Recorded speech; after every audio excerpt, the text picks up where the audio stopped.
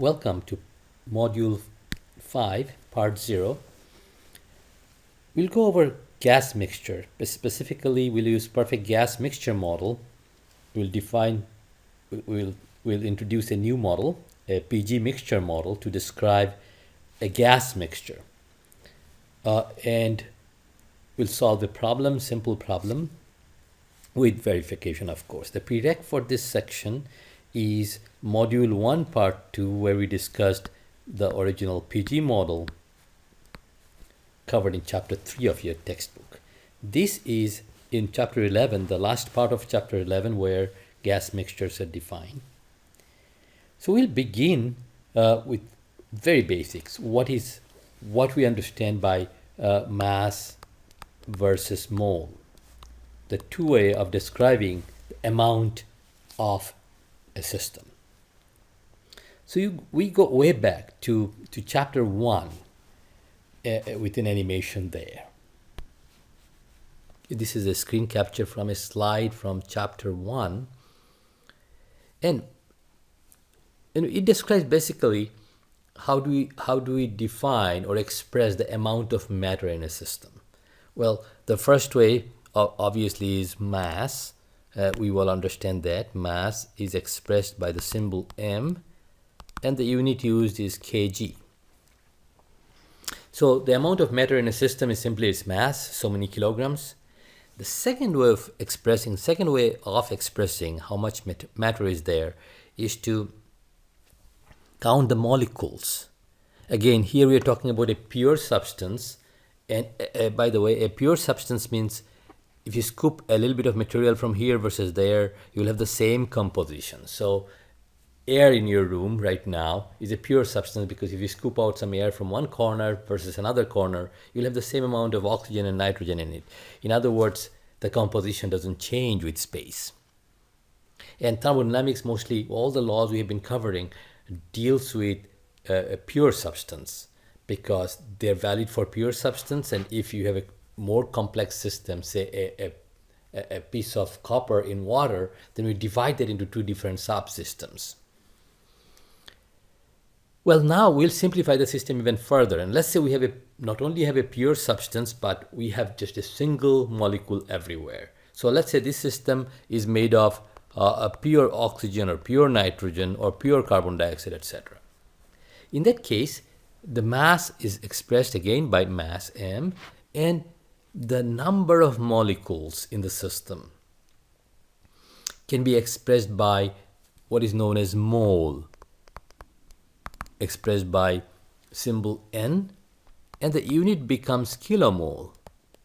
And this is a little bit of confusion here, because look at the spelling, mol versus mole. Mole is the quantity, is the property, such as mass. What is kilomole? Is essentially a count of, it's like a big dozen. And is equal to a very big number. You probably remember this number as 6.023 into 23 from your chemistry class, but notice that we are talking about kilomole, which means 1,000 mole. So that's why the number is so huge. So it's important to understand here, not to memorize the number. That number is not so important, but a kilomole means a huge, huge, huge number of molecules. So first thing first, so any given system, we can express how much matter is there, so many kilograms or so many kilomole. And as we understand from chemistry, that each molecule must be identical. What is a molecule after all? It is the smallest unit of a material. If you take water and keep breaking it into smaller and smaller pieces, the smallest piece of water that you can find is the water molecule. If you break water any further, it will become hydrogen and oxygen, which are totally different from H2O. Likewise, when we say oxygen, we mean oxygen molecule, not oxygen atom, because that's the smallest unit of oxygen gas. We breathe oxygen, we cannot live without oxygen. But if you break the oxygen molecule, it will become oxygen atoms. And oxygen atoms are very corrosive. In fact, it will kill us in no time. Whereas O2, oxygen makes us live, oh, the oxygen atom will kill us. So in chemistry, when they say oxygen, sometimes they mean oxygen atom. But in engineering, whenever we say oxygen, nitrogen, carbon dioxide, we mean molecules. We mean a system made of a pure substance, and that is the smallest component, smallest unit of that substance. That's the molecule. So therefore, since each molecule is identical, we can define a constant, mass per kilomole. In other words, it must be a fundamental constant. It's mass of so many molecules. Suppose we have identical apples in a big basket, and if somebody says, what is the mass per dozen apple? Of course, that will be a constant if all the apples are identical. It doesn't matter which dozen apple you pick up, the mass will be so many kilograms, so many pounds. So that's an apple constant, we can say. Similarly, an oxygen constant will be what? The mass of so many oxygen molecules. And that's called the molar mass. We'll put a bar on top. The molar mass of a substance is a constant, of a pure substance is a constant. It is the mass per unit mole. So it's mass per unit mole is the molar mass. Molar mass of several substances are listed here, but it's good to memorize a few. For instance, molar mass of oxygen is 32 kg per kilomole. Notice that we'll always add unit to molar mass, whereas in chemistry sometimes they skip the unit because they just compare the mass of a molecule with that of hydrogen atom. For engineers, it's very important that we understand what the unit means. So molar mass of nitrogen, for instance, is 28 kg per kilomole, which means if you take the same number of nitrogen, a kilomole of nitrogen, you will get 28 kg. A big dozen, or a kilomole of oxygen will have a mass of 32 kg. So for a pure substance, for a pure gas, it's clear what the molar mass means, and we can easily extend that definition to a mixture. So if I have a mixture which may have different kind of molecules in it, the total mass will not say M total, we'll just call it by M, and a given component we might describe it as Mk. So if I sum over all the masses, M1 plus M2 plus M3, so we are summing over K, but we'll pretty much drop that subscript. We'll simply write it as summation of Mk for quick expression. So it should be understood immediately. The total mass is sum of all its components. So if I have a box with different gases, say oxygen, nitrogen, carbon dioxide, and I know mass of each component, all I have to do is to add those masses. Sometimes they're called partial masses to get the total mass. Similarly, if I want to know what is the total number of mole, what is the total mole in the gas or in the mixture? What is mole? Mole is essentially the count of molecules, right? So if I know how many oxygen, how many nitrogen, etc. are there, so all we have to do is to add the number of each components. So we can write a similar equation. Obviously, the unit of N would be kilomole, and unit of mass will be obviously kilogram. Therefore, we can define the molar mass of a mixture. What does that mean? It's kind of like an average molar mass. It is the mass divided by kilomole. So this becomes a universal formula for us, that molar mass is M by N. So you can just turn it around and convert, say, mass to mole or mole to mass. So suppose in a mixture, we know the mass of, if we know the mass, we can go back and forth. So we can write the different formulas like this. And this is true for a mixture, and this is true for a component. For a component, we are simply going to add the subscript Mk, as you can see, And you can quickly see that it totally makes sense. So in other words, when I have a mixture, I can look at it as if it's a sum of different components. It has so many mk amount of partial mass of each component and nk amount of partial mole of each component, resulting in a molar mass, a mixture molar mass of this. Okay, let's now introduce a couple of more properties of a mixture. So if you have an mkg of a mixture and each component has a mass of mk kg, mk is sometimes known as the partial mass of component k.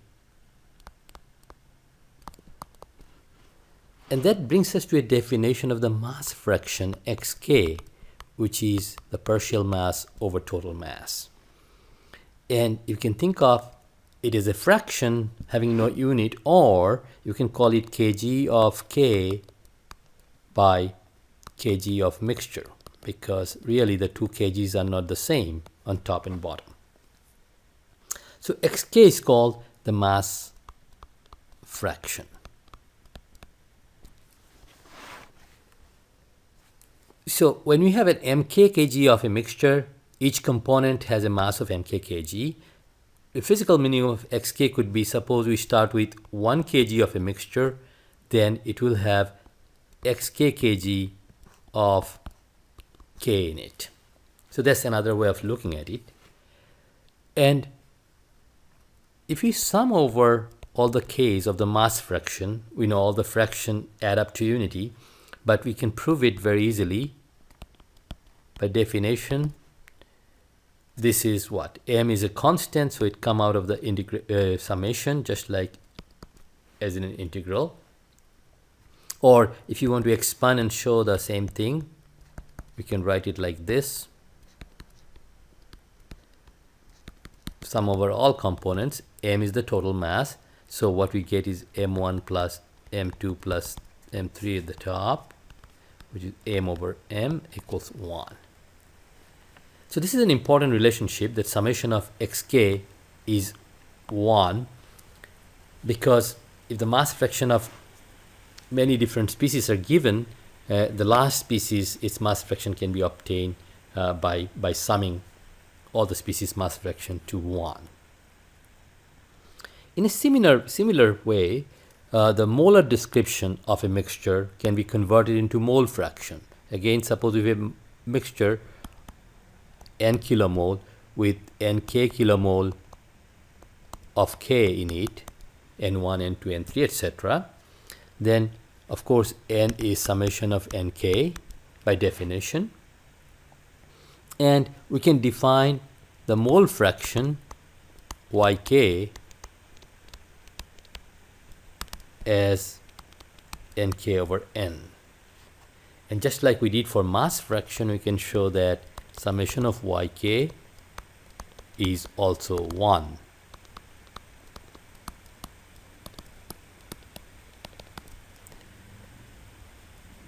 And a mixture can be expressed in terms of 1 kilomole with yk kilomole of component k. Again, the mole fraction also, you can think of having a unit of kilomole of k per kilomole of mixture. Now that we can express a mixture in terms of its mass fractions or mole fractions, let's find a way in which we can go from mass to mole fractions or mole fraction to mass fraction. So let's begin with a mixture where the mole fractions are given. Suppose yk of a mixture is given. In other words, a mixture is composed of so many, the oxygen mole fraction of this, nitrogen mole fraction of that, etc. How can you find, the question to us is find the molar mass of the mixture and also find xk of individual species. So we start with 1 kilomole of the mixture, and we recognize that it is yk kilomole of k in it. So the partial mass of component k in this mixture, mk, is given by yk times molar mass of k. So in this 1 kilomole of mixture, we have yk so many kilomole of k times molar mass as a unit of kg of k per kilomole of k, and that's how we get kg of component k, mk. So the total mass of the mixture becomes summation of mk is summation of yk mk bar so many kg. So now that we know the mass of 1 kilomole of the mixture, how much is our N? Is 1 kilomole. So therefore, molar mass must be m over n, which is simply yk m bar k divided by 1, which is so many kg per kilomole. So we have a very simple way to find the molar mass of a mixture is simply the mole fraction weighted molar masses of components. Now to finish up, how do you find the mass fraction of a component? The mass fraction is the partial mass over total mass. mk, we already have an expression for mk divided by m. For m we have summation of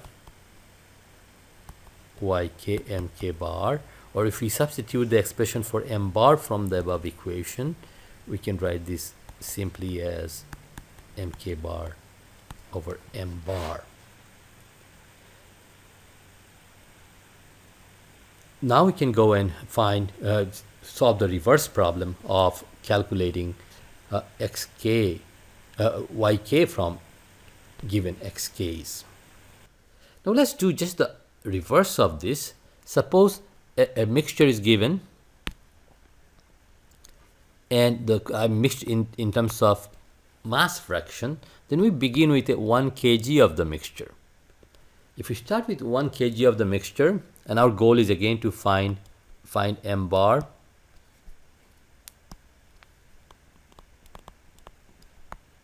the molar mass of the mixture, and mole fractions. Again, in the future modules, you will see the importance of that, finding yk and xk from each other. And our derivation is we'll take the familiar path. Now that we know the mass of individual component, let's find out what is nk, because we know the mass of the component in that 1 kg of the mixture. So mass by mole is simply sk so many kg of k per kg of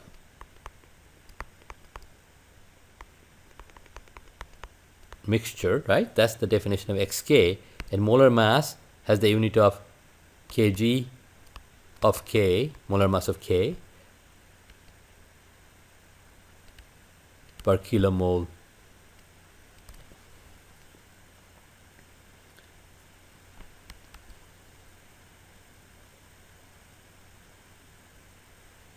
So therefore, this get cancelled, kg of k, so we get kilomole of k per, just 1 second.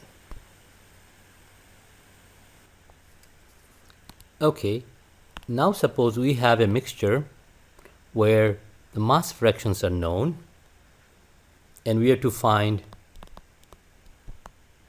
molar mass of the mixture and components, the mole fraction of each component. So we'll start with 1 kg of mixture, and it will have xk kg of component k. So therefore, what we can write is that the the number of moles, the mole of the component K is given by the mass of the component K divided by the molar mass.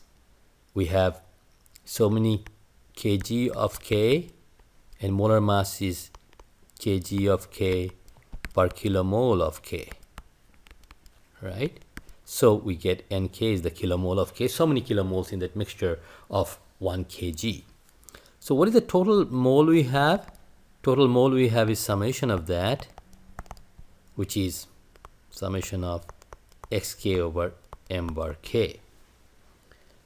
You understand that is if I have x1 kg of component 1, x2 kg of component 2, this is how the summation goes. So what is the total mass of the mixture? Of course, we started with 1 kg, we still have 1 kg. So therefore we can get an expression for molar mass, which is mass over mole. How much mass we have? 1. And how much mole we have? Summation of xk over m bar k. So many kg per kilomole.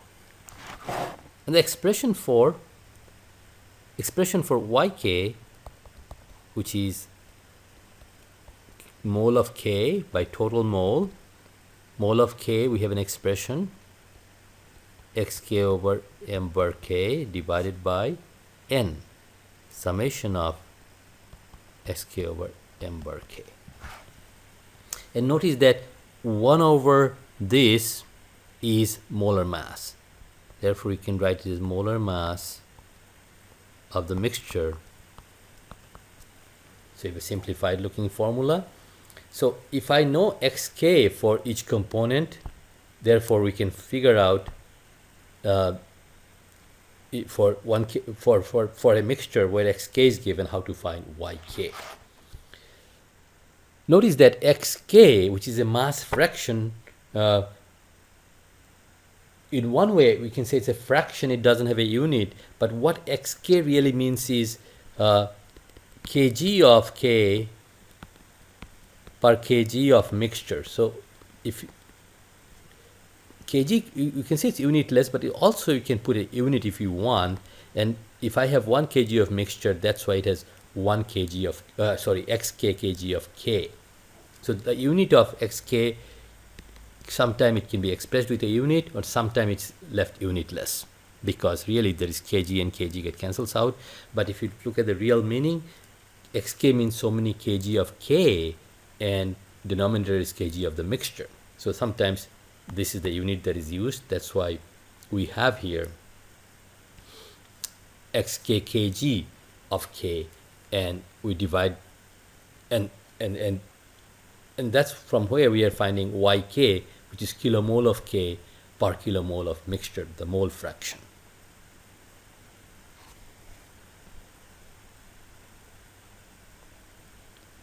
Okay, now let's do a quick example. Suppose we have a mixture is given that X of oxygen is 0.23 and the rest is nitrogen. So obviously nitrogen will be 1 minus 0.23. And let's say this is how we're going to model air. So we have 1 kg of air. And the question is, find m bar and y oxygen, y nitrogen. Essentially is a repeat of what we have done in the last. We could use in the last slide, and we could just use the formulas to calculate our answers, but we can also go from scratch. How we do that? Because the mole fractions are given, we can find how much oxygen is in there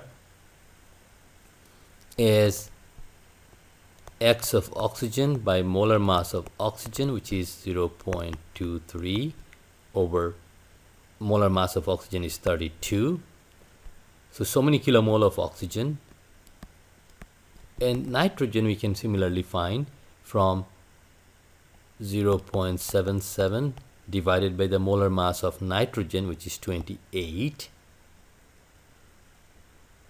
So therefore, we can find the total mass as, the total mole as, so the total mole becomes, you can calculate that to be 0.03468 kilomole, and the oxygen amount, by the way, was 0.00718, and the nitrogen amount was 0.0275 kilomole. So now that we know the kilomoles of nitrogen, oxygen, and the total kilomole, and the mass is of course 1 kg, so therefore molar mass of air becomes m by n. Mass is 1, 0.03468. That turns out to be about 28.84.